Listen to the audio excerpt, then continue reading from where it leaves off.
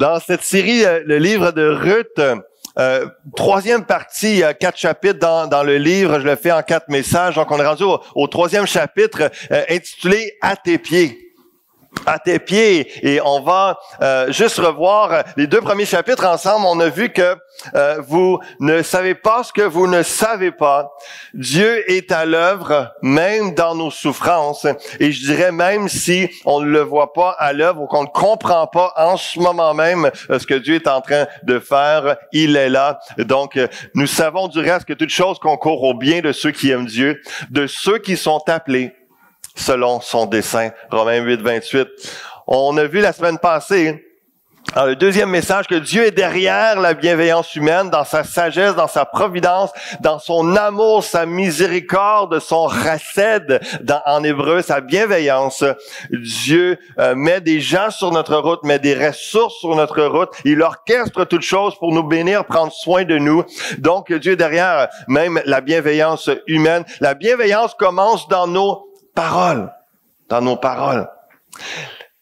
Dieu bénit la bienveillance et l'humilité, on a vu ça. Et également, on a terminé avec cette pensée qu'il y a un chapitre 2 décrit pour nos vies. Le chapitre 1 du livre de Ruth est un chapitre de deuil, un chapitre une saison de souffrance, de difficultés, d'épreuves pour Noémie et Ruth, sa belle-fille, et toute la famille avec des décès, tout ça. Le chapitre 2 commence déjà en puissance, commence avec l'espoir, commence avec l'espérance, et Dieu a un chapitre 2 pour chacune de nos vies.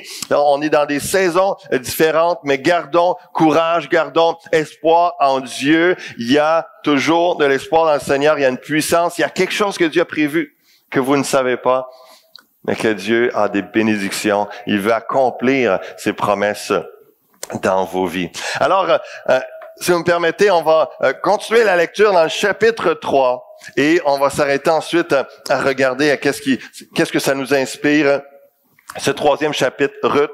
Donc, troisième chapitre. Noémie, sa belle-mère, lui dit, « Ma fille, je voudrais te procurer du repos pour que tu sois heureuse. » Pour ceux qui se joignent en nous ce matin, juste rapidement, donc dans le premier chapitre, on voit la famille de Noémie donc qui s'éloignent de Bethléem, s'en vont à Moab, et puis parce qu'il y a famine à Bethléem, finalement son mari décède, ses 2 garçons décèdent à Moab, et puis elle entend parler une dizaine d'années plus tard que à Bethléem le pain est revenu, la maison du pain refournit du pain encore à nouveau, et là il retourne à Bethléem, et là c'est le deuxième chapitre où ce que ça commence, comme je disais tantôt, avec plein d'espérance. Dieu met un homme riche et puissant qui est de la famille de Noémie, donc de son mari Elimelech qui était décédé, donc le met sur la route de Ruth pour prendre soin d'eux. C'est là que Dieu avait prévu sa bienveillance, avait prévu toute la grâce, les bénédictions, et donc elle commence à travailler parce qu'elle est pauvre, parce que Ruth donc elle est veuve et puis sans rien, elle a quitté son pays pour suivre sa belle-mère, adorer le Dieu, l'Éternel, le seul vrai Dieu, et puis donc tout un changement dans sa vie, un engagement, et puis elle rencontre Boaz, se met à servir dans son champ. Et là, Noémie réalise que Boaz, c'est un homme de sa parenté, que Dieu est en train de préparer quelque chose pour elle. Et donc, voici la suite de cette histoire. Noémie, sa belle-mère, lui dit, « Ma fille, je voudrais te procurer du repos pour que tu sois heureuse. » Et maintenant, Boaz, avec les servantes de qui tu as été, n'est-il pas notre parent? Or, lui-même doit vanner cette nuit les orges qui sont dans l'air. Lave-toi, parfume-toi, puis mets tes beaux habits et descends sur l'air. Je vais en reparler tantôt, mais juste vous faire une petite parenthèse que il y a le récit dans le contexte culturel de l'époque juive à ce moment-là. Donc, ça a du sens. Il y a rien d'étrange ou de bizarre, mais pour nous, ça va nous paraître un petit peu bizarre, l'acte que Noémie demande à Ruth de faire auprès de Boaz. Mais c'est juste pour dire qu'on est dans une autre histoire, une autre époque complètement. Donc, lave-toi, parfume-toi, mets tes beaux habits, descends sur l'air, ne te fais pas connaître à lui avant qu'il ait achevé de manger et de boire. Quand il ira se coucher, tu observeras à quel endroit il se couche. Ensuite, tu iras découvrir ses pieds et tu te coucheras. Il te dira lui-même ce que tu auras à faire. Elle lui répondit, tout ce que tu m'as dit, je le ferai. Elle descendit jusqu'à l'air et fit tout ce que sa belle-mère avait ordonné. Boaz mangea et but, et son cœur fut joyeux. Il alla se coucher à l'extrémité du tas de gerbes. Ruth vint tout doucement découvrir ses pieds et se coucha. Au milieu de la nuit, cet homme frissonna et se retourna. Voici qu'une femme était couchée à ses pieds. Il dit, qui es-tu? Elle répondit, je suis Ruth, ta servante. Étends ton aile sur ta servante, car tu as devoir de rachat. Il dit, sois bénie de l'Éternel, ma fille. Cette dernière marque de loyauté vaut mieux encore que la première, car tu n'as pas recherché des jeunes gens pauvres ou riches. Maintenant, ma fille, sois sans crainte, je ferai pour toi tout ce que tu diras, car sur la place publique, chacun sait que tu es une femme de valeur. Maintenant, il est vrai que j'ai devoir de rachat, mais il en existe un autre plus proche que moi. Passe ici la nuit au matin s'il veut s'acquitter de son devoir de rachat envers toi. C'est bien qu'il s'en acquitte, mais s'il ne lui plaît pas de s'en acquitter envers toi, moi, je m'en acquitterai envers toi. L'Éternel est vivant. Reste couché jusqu'au matin. Elle resta couchée à ses pieds jusqu'au matin. Il se leva avant l'heure où l'on peut se reconnaître l'un l'autre. Boaz se dit qu'on ne sache pas que cette femme est entrée dans l'air. Il dit, alors tends-moi le manteau qui est sur toi et tiens-le bien. C'est ce qu'elle fit, et il mesura 6 mesures d'orge dont il le chargea, puis il rentra dans la ville. Donc, on peut imaginer son manteau, et puis, tiens bien comme ça, je vais te remplir bien ton vêtement d'orge, comme ça tu ne retourneras pas à main vide vers ta belle-mère. Ruth revint auprès de sa belle-mère et Noémie dit, « Est-ce toi, ma fille? » Elle lui raconta tout ce que cet homme avait fait pour elle. Elle dit, « Il m'a donné ces 6 mesures d'orge en me disant, ne retourne pas vite vers ta belle-mère. » Noémie dit, « Reste ici, ma fille, jusqu'à ce que tu saches comment finira l'affaire, car cet homme ne sera pas tranquille qu'il n'ait terminé cette affaire aujourd'hui. » Donc, dans ce récit, alors que je lisais ça, et puis je regardais les différents commentaires bibliques, je me disais, dans le fond, ce chapitre-là est un chapitre de transition vers le dénouement de l'histoire, la fin de cette histoire de Noémie, de Ruth, au chapitre 4. Je me dis, il n'y a pas grand-chose à dire, sinon qu'expliquer le contexte, et puis passer tout de suite au chapitre 4, jusqu'à ce que je lise 2 commentaires de 2 théologiens différents qui m'ont arrêté, et Dieu m'a vraiment saisi sur l'expression, le fait, le moment où Ruth est au pied de Boaz, et le commentaire, l'application spirituelle qu'il en fait, et puis je me suis dit, hey, ma femme va être là ce matin, il faut qu'elle entende ça, qu'elle soit au pied de son futur mari. Non, c'est pas ça du tout, c'est pas ça du tout. Donc, ce récit nous encourage à nous placer par la foi au pied du Seigneur. Il est notre parent le plus proche. Il a pris sur lui notre nature pécheresse. Il a le droit de rachat sur notre personne. Sachons recevoir ses directives. Seigneur, que veux-tu que je fasse? Un peu comme Paul dans Acte 9, verset 6, où sur le chemin de Damas, la vision, la grande lumière, Jésus-Christ lui apparaît. Donc, il prend un temps avec lui. Il ne nous rejettera jamais si nous lui posons ce genre de questions. Et lorsque j'ai lu ça, ça m'a saisi. Puis je dis, wow, il faut qu'il y ait un message, c'est le message de ce matin pour l'Église Fusion, de s'arrêter, de regarder à ces moments dans les évangiles où plusieurs personnes s'arrêtent au pied de Jésus-Christ et il se passe des choses différentes à chaque fois. Il y a différents récits, différents contextes. On va regarder ça ensemble ce matin parce que je pense qu'on peut réellement être saisi, touché par cela et interpellé par le Seigneur. Au verset 6 et 7 de Ruth chapitre 3, lorsque Boaz a fini de travailler, de manger, qu'il s'est couché, Ruth se couche à ses pieds sous un coin de sa couverture. Comme je disais tantôt, conduite qui nous paraît étrange dans notre culture, mais d'un usage accepté à cette époque et ne comportant donc rien d'inconvenant ni d'impudique. Donc, n'essayez pas ça à la maison. Donc, c'est contexte de Ruth seulement. Se disposer dans la prière, nos cœurs plus que nos corps. Hier, c'était le mariage de Christine et Carl, et puis plusieurs d'entre nous, on était là, et puis on était tout bien pimpant, pompant ou fringant, je sais pas, toutes ces expressions-là, bien fringués, bien habillés, et puis parce qu'on est sur notre 36, c'est un mariage, un jour exceptionnel, et Noémie dit à sa belle-fille, lave-toi, oins-toi, prépare-toi, il y a quelque chose de spécial, et quasiment comme si c'était le mariage, comme si il y avait vraiment, mais spirituellement, simplement, je voyais, c'est intéressant parce que lorsqu'on vient au pied du Seigneur, c'est important de se préparer, d'être prêt, pas physiquement forcément, on peut être habillé de toutes sortes de façons différentes, on peut être dans différents contextes de vie, mais d'arriver avec notre cœur, simplement avec des prières, Seigneur, je viens devant toi, avec reconnaissance, je viens te dire merci pour ce que tu as fait à la croix pour moi. Merci Seigneur pour ce privilège que ce matin ou ce soir, dépendant de l'heure que vous rencontrez Dieu, que vous prenez un temps d'arrêt avec lui, de dire Seigneur, que mon cœur soit disposé à écouter ce que tu vas me dire en ce moment. Que ce que je vais lire dans ta parole, que le Saint-Esprit puisse se révéler à moi. Ouvre mon intelligence, ouvre mon cœur. Genre de prière, là. Seigneur, pardonne-moi pour ce qui s'est passé tantôt. Des choses comme ça, juste pour nous préparer. C'est comme un peu, lave-toi, oins-toi, puis remets tes habits et descends à l'air dans la présence. Il y a une préparation spirituelle. Les prières d'introduction, on peut dire ainsi, juste pour préparer ce temps d'intimité qu'on va avoir, de communion, de relation avec Dieu, de prière, alors que on s'approche de lui à ses pieds. La servante Ruth va dire à Boaz, « Étends ton aile sur ta servante. » Ruth demanda à Boaz de l'épouser selon la coutume du Lévira. Dans Deutéronome chapitre 25, au verset 5 à 10, on voit ce qu'on appelle la loi du Lévira. Lorsqu'un homme décédait, son frère avait devoir de rachat, c'est-à-dire qu'il devait épouser sa belle-sœur, donc qui était rendue veuve, pour lui donner une descendance et honorer le nom de son frère qui était décédé s'il n'avait pas d'enfant.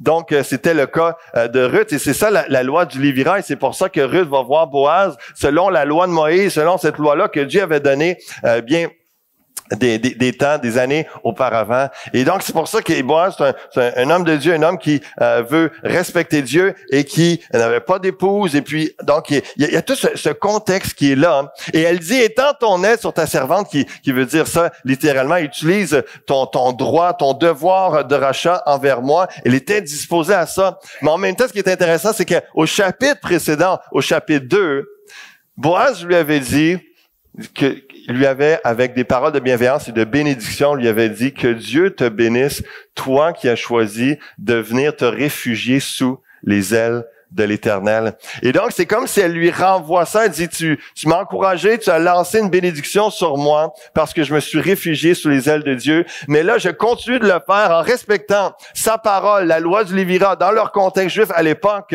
Et donc, étends sur moi ton aile comme la loi le dit. Et c'est comme si elle veut juste être dans une continuité. Ça l'a touché son cœur de voir sa disposition, d'être prête à être obéissante à ce point-là. Et donc, il y a vraiment de belles expressions, un peu un jeu de mots, d'écriture ici qui est intéressant aussi. Donc, Boaz l'avait loué pour s'être réfugié en l'Éternel. Comment alors peut-il lui refuser l'asile qu'elle cherche de sa part en accord avec la loi de l'Éternel? Et Ruth reste couchée à ses pieds jusqu'à l'aube. Boaz remplit le manteau de Ruth de 6 mesures d'orge, action qui assure Ruth de son amour profond et indique à Noémie qu'il conclura sans tarder cette affaire. Encore là, il y a un geste culturel qui est là. Mais moi, ce qui m'a touché, c'est que lorsqu'on vient au pied du Seigneur, ne serait-ce que quelques minutes ou plusieurs heures, peu importe dans quel contexte vous êtes de recherche de Dieu ou dans votre réalité de vie, on ressort jamais vide.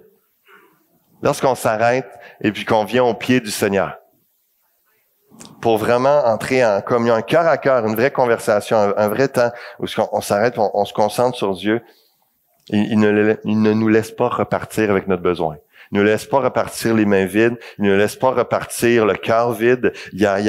Si c'est la paix qu'on a besoin, il nous remplit de sa paix, il nous remplit de son amour. On s'arrête et il y a cet échange, il y a cette conversation, cette communion et Dieu partage, il enlève le fardeau, nous fait du bien.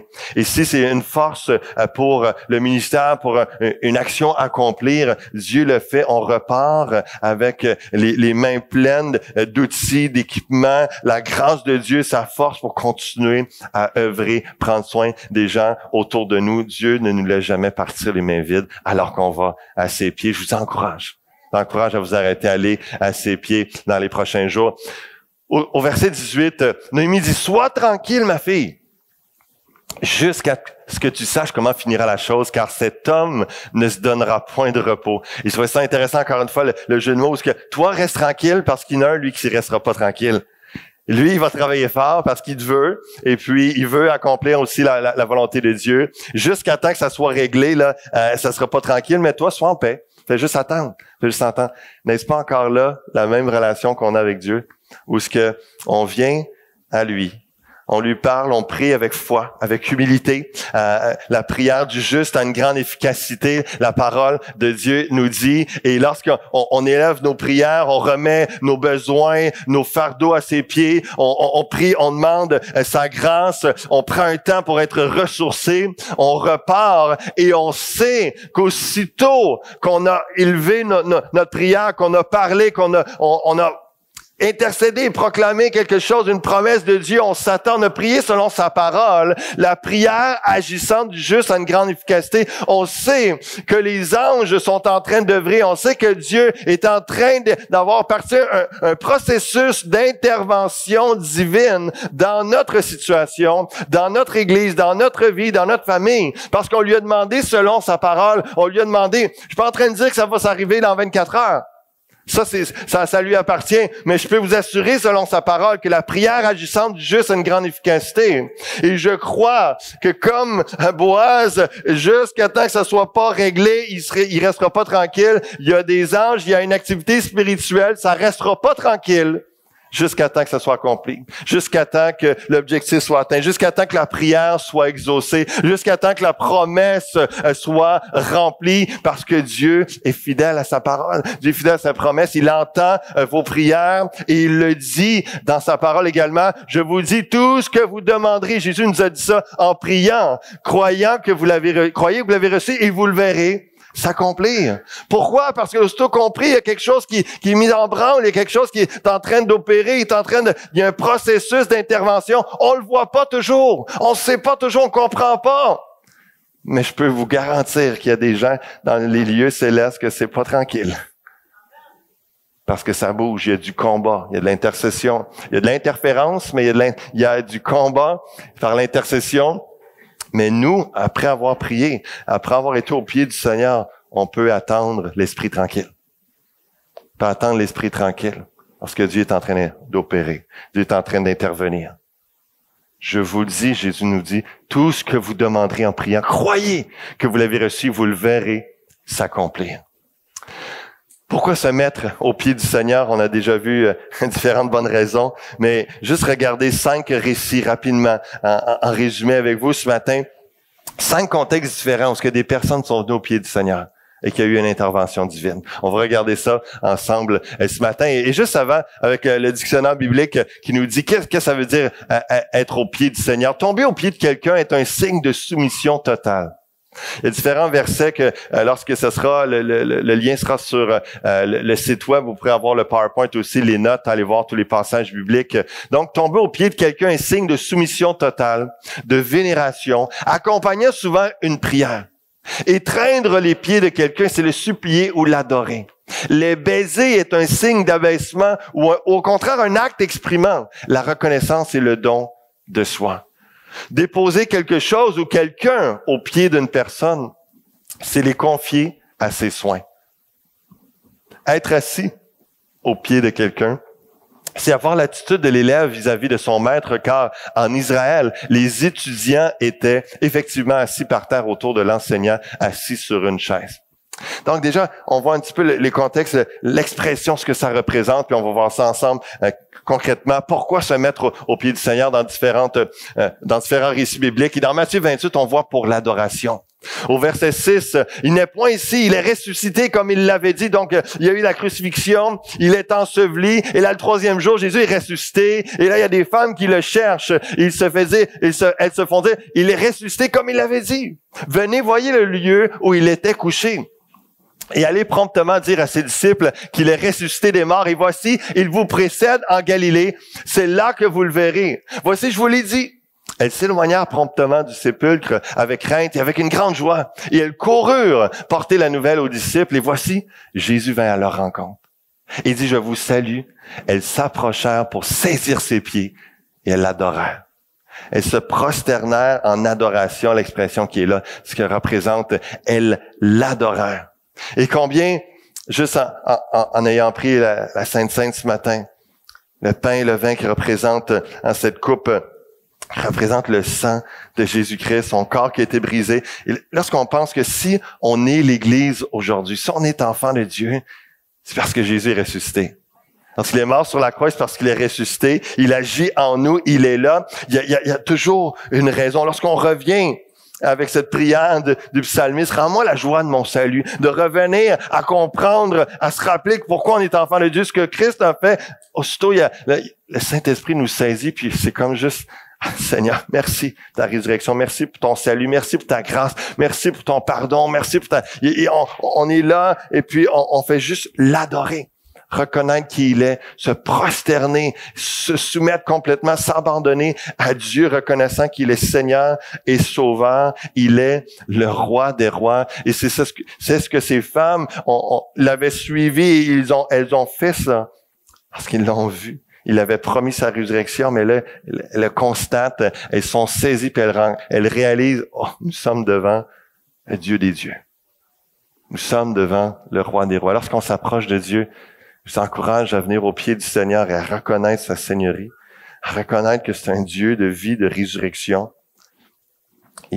Il est et il agit tellement au-delà de juste notre corps et notre moment présent, notre terre. C'est le Dieu de l'univers. C'est le créateur du ciel et de la terre. C'est un Dieu vivant, puissant, glorieux, qu'on puisse venir avec adoration à ses pieds. Des fois, ça nous laisse sans mots. Parfois, avec plein de louanges et d'adoration. Mais dans les deux cas, c'est juste l'expression, la reconnaissance devant du fait qu'on est ébahi devant le Seigneur Jésus-Christ. Lorsque je regarde à l'unité dans notre Église, moi, c'est des moments régulièrement dans une année depuis 5 ans où ce que je regarde à l'unité entre nous à l'Église Fusion, moi, c'est un moment d'adoration. C'est un moment où ça me saisit, puis Seigneur, si t'étais pas Dieu, si t'étais pas ressuscité, on serait pas là. Puis la fusion, ça n'aurait pas fonctionné. Puis après quelques mois, il y aurait eu de la chicane, il y aurait eu quelque chose d'humain. Il y aurait eu quelque chose, il y aurait eu de l'hommerie.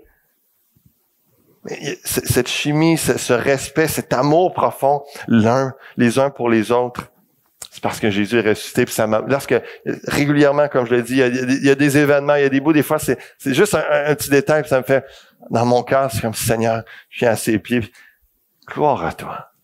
Gloire à toi, tu es grand, tu es glorieux, tu es puissant. Lorsque je regarde à l'œuvre, la fidélité, comment Dieu, dans sa fidélité orchestrée que je rencontre mon épouse, il y a 18 ans, on va fêter 17 ans de mariage dans quelques semaines au mois de juillet, puis ça me saisit parce que Dieu a préparé toutes choses et vous savez, on pense souvent, là, tu sais, c'est un couple de pasteurs, couple pastoral, c'est sûr, tu sais, ça va bien, puis ils vont toujours être ensemble, etc. Vous savez, dans les 2 dernières années, j'ai été saisi parce que lorsqu'on apprend qu'un serviteur de Dieu, un pasteur ou une femme de pasteur, des fois, s'éloigne de Dieu souvent, malheureusement, je dis pas que ça arrive souvent, mais lorsque ça arrive, soit aux États-Unis, au Canada, un peu partout dans le monde, il y a eu adultère, ou il y a eu quelque chose, ou une fraude financière, il y a eu quelque chose, puis là, le couple se brise, le ministère se brise, l'Église est affectée. Depuis 2 ans, ce que j'ai entendu, qui j'avais jamais entendu auparavant, c'est des jeunes ouvriers, 5 à 10 ans de mariage. L'épouse est juste écœurée de l'Église. Et puis elle quitte. Elle vient plus à l'Église. Elle ne sert plus. Puis elle veut juste soit revivre dans le monde ou juste rester chrétienne, mais plus d'Église, plus de ministère, plus rien. Puis le mari est pris dans j'ai des amis à moi qui vivent ça, puis c'est incroyable, c'est saisissant. Voir qu'ils sont là, ils continuent à porter le fardeau, et avec tous les questionnements, qu'est-ce que je fais, Seigneur? Qu'est-ce que je fais, Seigneur? La femme est partie. Il n'y a pas d'adultère, il n'y a pas mais plus d'intérêt de l'autre, soit pour le couple, soit pour l'Église, soit pour, etc. C'est bouleversant. Mais moi, quand j'entends ça, je dis, Seigneur, je te loue, je t'adore pour la femme que tu m'as donnée. 17 ans de mariage.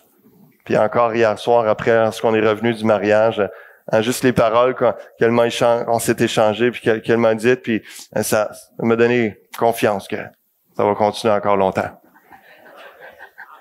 Par la grâce de Dieu. La grâce de Dieu. C'est sa fidélité, c'est comment Dieu a tout orchestré, puis on prend rien pour acquis. Prenons rien pour acquis, puis ces moments-là, juste lorsque je pense à mon épouse, la famille qui m'a donné, les collègues, les pasteurs, tout ça, moi, ça m'amène à adorer Jésus, à venir à ses pieds, puis t'es vraiment ressuscité, c'est vraiment grand. T'as tout prévu, t'as tout pourvu, un Dieu bon et fidèle. Lorsque je regarde à l'église que nous formons, l'église que Jésus est en train de bâtir au milieu de nous, comment une église qui aime. Hier, la fête des voisins, événement grand partage avec vécu l'église à Victoire, l'autre côté. Vraiment un bon temps, parce que le but c'était juste de bénir la communauté, manifester l'amour de Dieu. Combien, plein de gens, plein de bénévoles par dizaines qui sont venus servir avant, pendant, après. C'est vraiment un travail colossal. Toute une journée, Dieu a béni cette journée-là. C'était vraiment agréable, bénissant. Merci à Céline, à tous les bénévoles. On peut leur donner une main d'appréciation encore une fois. Ce travail, Et moi, lorsque je vois ça, ça m'amène à adorer, à mettre au pied du Seigneur, parce que c'est Jésus qui est en train de bâtir cette église-là, une église qui aime, une église qui sert la communauté, une église qui est proche, qui est prête à se retrousser les manches, puis à donner du temps, de l'énergie pour le bien commun, pour juste bénir les autres. Et encore une fois, c'est parce que Jésus est ressuscité que nous pouvons être l'église que nous sommes. Et cette semaine, j'ai eu un beau témoignage aussi. Vous avez parlé la semaine passée que sur Facebook, il y a un groupe là des finissants JH à l'école secondaire. Donc, de 1999, on est dans la 20e année et je fais partie de ce groupe-là. Et puis, il y a une étudiante finissante de ce groupe-là. Et puis, moi, j'avais mis à photo ma famille, moi, puis expliquant que un petit peu mon trajet, là, un petit paragraphe, et puis disant que j'étais rendu pasteur à l'église Fusion à Granby, j'enseignais à l'Institut de théologie, etc. Puis là, elle me dit, hey, David, question comme ça, comment tu t'es dit que tu voulais devenir pasteur? Et pour moi, je mettais ça en prière. Elle pose la question sur le groupe, là. Tout le monde peut voir sa question et donc ma réponse. Et puis, je lui réponds, c'est intéressant comme question. Je suis devenu chrétien à l'âge de 14 ans et mon engagement dans ma foi a juste augmenté avec les années. J'ai vraiment entretenu une relation vivante avec un Dieu vivant, Jésus. Lorsque j'étais au cégep, je m'alignais pour aller à l'université en éducation physique. J'ai toujours aimé les sports et l'enseignement. Mais plus ça approchait, plus ça me disait en moi que ça ne donnerait rien car je ne travaillerai pas là-dedans. Ma réelle vocation était d'enseigner la Bible et de prendre soin des gens dans leur démarche de foi. Je l'ai réalisé et j'ai osé aller faire un bac en théologie pratique sans savoir exactement où ça me mènerait. Et finalement, je suis devenu pasteur en 2006, après m'être occupé d'un groupe de jeunes chrétiens pendant 6 ans. Voilà, en gros, ça me fera plaisir de donner plus de détails au besoin. N'hésite pas si tu as d'autres questions. Et elle me répond, merci pour ta réponse. En tes cas, j'ai juste du positif de ton église, des gens qui m'ont parlé, lâche pas. Si on peut rendre gloire à Dieu qui est vivant. Merci Seigneur. Moi, ces moments-là, ces petits témoignages-là, je fais je sais pas combien d'années que je lui ai pas parlé. Et puis là, j'apprends qu'il y a des contacts. Les gens entendent parler de l'Église Fusion. La semaine passée, notre chère Gina nous parlait à la maison Alice Desmarais, comment est-ce que la responsable et les gens entendent parler de nous et voient l'Église d'une façon positive. Et ça, c'est la grâce de Dieu. Ça, c'est sa fidélité. C'est le fait qu'il est vivant en nous. Et moi, lorsque j'entends des témoignages comme ça, le Seigneur, c'est grâce à toi. C'est grâce à toi, tu es vivant, tu agis dans l'Église, tu mobilises des gens, tu lèves des hommes et des femmes. Gloire à ton Saint-Nom. Ça me donne juste le goût de me prosterner à ses pieds et de l'adorer. Adorons Jésus à ses pieds pour qui il est et ce qu'il accomplit pour nous, notre Seigneur et Sauveur ressuscité. Et je dis, prosternons-nous devant lui, il est roi, il nous dépasse. Il nous dépasse. C'est cette reconnaissance, lorsqu'on l'adore à ses pieds, c'est de reconnaître que t'es vraiment big, t'es vraiment au-dessus de nous autres, au-dessus de l'affaire. T'es en contrôle, t'es grand et glorieux. Également, on vient au pied de Jésus pour la guérison. On voit dans Matthieu chapitre 15, pourquoi aller au pied de Jésus pour l'adoration, mais aussi pour la guérison. Au verset 30 du chapitre 15 de Matthieu, alors s'approcha de lui une grande foule, ayant avec elle des boiteux, des aveugles, des muets, des estropiés et beaucoup d'autres malades. On les mit à ses pieds et il les guérit. En sorte que la foule était dans l'admiration de voir que les muets parlaient, que les estropiés étaient guéris, que les boiteux marchaient, que les aveugles voyaient et ils glorifiaient le Dieu d'Israël. Et vraiment, c'est le sens que, littéralement, lorsque Jésus était là en chair et en os sur terre, les gens reconnaissaient l'autorité et la puissance de guérison de Jésus-Christ. Et les gens venaient apporter des gens, des fois sur des brancards, d'autres fois, selon le problème, la difficulté, la maladie, ils venaient le porter aux pieds de Jésus pour qu'il en prenne soin. Et Jésus posait sa main, Jésus donnait une parole, Jésus chassait un démon, dépendant des contextes, et Jésus guérissait. Et aujourd'hui, alors que Jésus n'est pas là en chair et en os, mais il est là en esprit au travers de nous, moi je crois que par nos prières aussi, on place les malades aux pieds du Seigneur.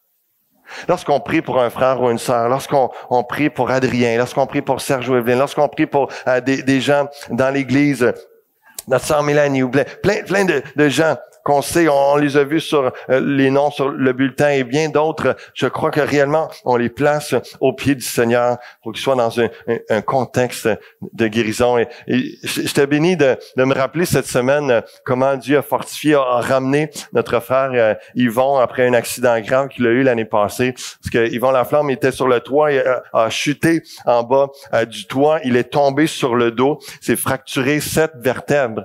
Et ceux qui ont été à sa maison, juste où ce qu'il a tombé, à côté, il y avait des blocs de béton, il y avait comme, je pense, une descente de marche. Il aurait pu tomber là-dessus, puis ça aurait été fini. Déjà, il aurait pu paralyser, même peu importe où il tombait, sur le dos. Et l'Église s'est mise en prière pour lui. Et là, avec à l'hôpital, on peut imaginer le pire, tomber d'un toit sur le dos, fracture dans le cou, sternum, tout ça, c'est incroyable. Puis là, on s'est mis à prier, demander l'intervention miraculeuse de Dieu. Et là, finalement, en peu de temps, on le revoit à l'Église. Il a son corset, tout ça, mais il récupère. Et de le voir la semaine passée chez Rona en train de travailler, je me dis, c'est juste... il pourrait être complètement dans un autre état. Pour moi, c'est vraiment glorieux où ce que Dieu est intervenu. Il n'y a pas de séquelles. J'ai demandé à son épouse cette semaine, il n'y a pas de séquelles. Il est en forme. Et puis, il travaille. Il est encore fonctionnel. Il est encore vraiment, après avoir fait une chute comme ça, moi, je dis gloire à Dieu. Moi, ça m'amène au pied du Seigneur pour l'adorer, mais lui dire, Seigneur, amène telle personne. Seigneur, je t'amène telle personne à tes pieds. Guéris-le. Interviens. Parce que Dieu va le faire encore. Dieu veut le faire encore, il va le faire encore. On est appelé à continuer à prier dans ce sens-là, que Dieu guérisse dans notre Église. Pour la délivrance. Pour la délivrance. Dans Marc chapitre 7, verset 25, une femme dont la fille était possédée d'un esprit impur entendit parler de lui et vint se jeter à ses pieds. Ce que ça nous dit, premièrement, ici, c'est que parfois, on vient pour nous-mêmes, parfois, on vient au pied de Jésus pour quelqu'un d'autre. Parfois, on vient porter, que ce soit un enfant, comme dans le cas de cette mère qui vient porter sa fille qui est possédée d'un démon, puis sa fille est tourmentée. Et en plus, dans le contexte, c'est la femme cananéenne qui persiste, qui insiste auprès de Jésus, et que Jésus voit sa détermination, voit sa foi, puis il est saisi, puis il dit, va, ta fille est délivrée, je vois ta foi. Et puis, je prie que des parents se lèvent pour se mettre aux pieds du Seigneur. Que des parents se mettent aux pieds du Seigneur pour leurs enfants. Que des maris ou des épouses se mettent aux pieds du Seigneur pour leur conjoint. Ou un frère qui est pour une autre personne dans l'Église, qu'on puisse vraiment venir au pied du Seigneur et venir pour qu'il y ait délivrance. Des gens sont saisis. Et j'aimerais juste quand même l'emmener sur l'attaque spirituelle qu'il peut y avoir sur des gens. Des fois, on oublie, puis on lit ça, puis on dit, aujourd'hui, on voit plus ça, il n'y a pas vraiment de possession démoniaque, etc. Au contraire, c'est vraiment une réalité. Il y a des gens qui sont en contact avec l'occulte. Et moi, le témoignage de ma sœur m'a saisi. Lorsqu'elle était jeune, juste avant sa conversion, elle était dans la drogue, elle était liée dans des pactes occultes avec une gang, elle faisait de l'occultisme, donc des prières à Satan, des prières avec des démons, et réellement, elle avait des pensées suicidaires. Il y a une nuit où ce que vraiment les démons venaient la hanter avec des pensées de mort continuellement. Et la seule chose qui est venue venir combattre et l'aider à vivre sa délivrance, ça a été de réciter le psaume 23, verset 1. « L'Éternel est mon berger, je ne manquerai de rien. » Je ne sais pas, c'est peut-être le seul verset qu'elle connaissait par cœur. Je ne sais pas pourquoi c'est ce verset-là, mais c'est cette parole qui est venue dans son cœur, et puis elle a récité ça presque toute la nuit. Et puis après ça, le démon l'a lâché, et puis elle a vécu sa délivrance, et puis elle a donné sa vie au Seigneur ensuite de ça, libérée de la drogue, libérée de l'occultisme, et puis a vraiment, sa vie, elle a complètement changé. Et puis là, elle est venue venir voir ses deux petits frères, Jonathan puis moi, mon frère et moi, et puis là, pour nous parler d'un Jésus vivant, ressuscité. Et là, c'était comme, on était saisis de voir la flamme dans ses yeux, ce changement, et comment est-ce que la vie était entrée en elle, et tout ça. Parce que soit des fois, il y a une mère, il y a un père, il y a des gens qui se mettent au pied du Seigneur pour que quelqu'un vive à sa délivrance. Ou parfois, c'est peut-être vous ce matin, on vous connaît pas encore très bien, peut-être vous avez un passé d'occultisme, peut-être que vous avez touché à ces choses sataniques dans le passé ou récemment ou en ce moment même. Mais peut avoir votre délivrance. Peut-être vous avez des pensées de mort. Peut-être qu'il y a des choses qui vous attaquent. Vous êtes toujours dans le négatif et vraiment dépressif et au point d'idées suicidaires. Il se pourrait bien que si vous avez touché à ces choses, qu'il y a une attaque de l'ennemi. Mais sachez que Jésus est beaucoup plus grand, beaucoup plus puissant, beaucoup plus grand et puissant, autorité sur tout esprit mauvais, tout esprit démoniaque. Et lorsqu'on vient à ses pieds, au nom de Jésus-Christ, il y a délivrance. Lorsqu'on vient par la foi en sa présence, qu'on chasse ces esprits mauvais, dans le nom de Jésus-Christ, il y a délivrance. Et c'est possible, et ça arrive encore aujourd'hui. Et si vous sentez, vous pouvez avoir de l'aide, l'intervention des différents pasteurs, des gens de l'Église, un frère d'une sœur que vous savez qu'il y a une expérience là-dedans, on peut intercéder pour vous, on peut avoir un ministère pour que vous soyez libérés. Mais qu'on soit un parent ou quelconque chrétien, qu'on puisse venir à ses pieds, demander la délivrance à des gens autour de nous, notre propre délivrance à une lutte, un péché, quelque chose qui nous obsède, qui nous envahit, qui nous amène vers la mort. Ne nous laissons pas aller, ne nous laissons pas aller. Vraiment, venons au pied du Seigneur pour la délivrance. J'ai invité le groupe de louanges, parce que j'aimerais terminer avec un chant, puis qu'on prenne le temps de venir avec ce chant qui me voici à tes pieds.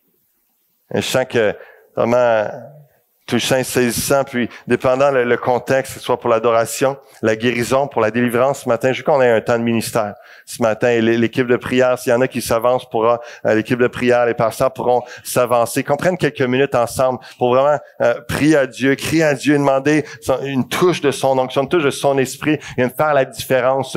Et dans Luc 7:38, il y a une femme pécheresse qui vient au pied de Jésus pour le remercier, et puis même qu'elle met du parfum sur ses pieds, elle lave ses pieds avec ses cheveux, elle fait vraiment un geste de plus que ce qu'habituellement, laver les pieds, c'était la coutume, tu as un invité, tu laves ses pieds, mais elle, avec ses pleurs, avec un parfum, elle vient laver ses pieds parce qu'elle était reconnaissante de tous ses péchés qui étaient pardonnés.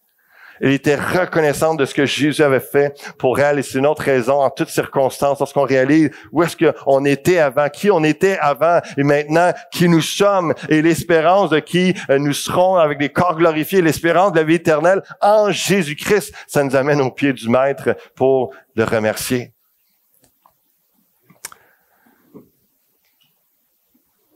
Et il y a une sœur nommée Marie qui s'était assise au pied du Seigneur, qui écoutait sa parole dans Luc chapitre 10, verset 39. Et c'est une autre raison de venir au pied du Seigneur. Je vous encourage à prendre du temps dans les prochains jours. Venir au pied du Seigneur simplement pour être à l'écoute. Oui, avec un passage de la parole, peut-être lire un chapitre ou deux et commencer à méditer, vous laisser nourrir, d'être à l'écoute de ce que Dieu vous enseigne. C'est comme Marie qui était au pied du Maître, en train assis alors qu'il était assis à ses pieds alors qu'il était assis en train d'enseigner. Et puis elle était à l'écoute, elle se nourrissait de ses paroles. Et puis il y a toujours des Marthe, il y a toujours des choses à faire. Sa sœur Marthe il se plaignait, ben oui, mais il y a tellement d'ouvrages à faire, pourquoi tu lui dis pas qu'elle vienne m'aider? Puis Jésus a dit, elle a choisi la bonne part. Puis je vous encourage cette semaine, il y a tout le temps d'ouvrage, il y a tout le temps quelque chose à faire. Mais Jésus permet que vous vous arrêtiez, puis même vous le demande. Arrêtez-vous. Venez à mes pieds que je vous enseigne. C'est ce que Jésus nous parle. Arrête-toi. Tu as le droit de t'arrêter. Puis même, je te le demande de t'arrêter pour venir écouter ce que j'ai à t'enseigner, pour que je puisse t'instruire, que je puisse te nourrir, que je puisse te faire du bien, te renouveler. Donc, le Seigneur, lorsqu'on vient à ses pieds, dire, Seigneur, instruis-moi, enseigne-moi. On peut avoir cette attitude-là, puis on lit la Bible, et puis on laisse instruire. Mais également, lorsqu'on vient à ses pieds, des fois juste dans le silence, dans l'écoute de Dieu, le Seigneur nous instruit des choses sur notre propre cœur. Il nous montre des gestes, il nous montre des pensées, il nous montre des paroles qu'on a dites, il nous montre des choses. Puis il dit, ça je veux nettoyer ça je veux enlever ça, je veux purifier ça de ta vie. Tu m'as pas représenté dans tel aspect. Et là, le maître nous instruit d'une autre façon. Cœur à cœur, nous enseigne. Ou, tu te questionnes depuis des semaines. J'attendais juste que tu viennes à mes pieds pour que je t'enseigne. Voici la prochaine étape de ta vie. Voici la décision à prendre. Voici le choix que tu devrais faire. Voici ce que je te conseille en tant que Seigneur et Maître de l'univers. C'est quand même pas si mal comme titre, hein? Il y a pas pire connaissance, puis pas mal d'expérience dans son domaine.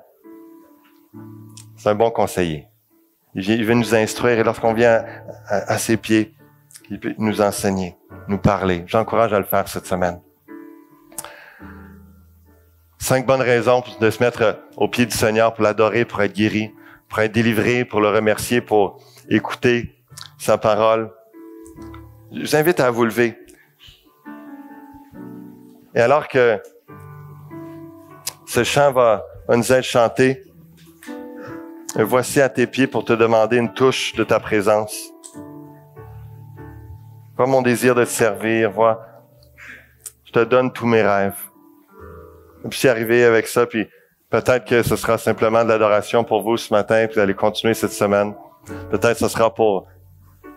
Je vous invite à vous avancer, si vous l'avez à cœur. Si vous voulez qu'on prie, on s'accorde avec vous en prière, de vous avancer en avant, physiquement, de venir à l'avant, puis il y a des gens qui vont venir prier pour vous, de façon particulière.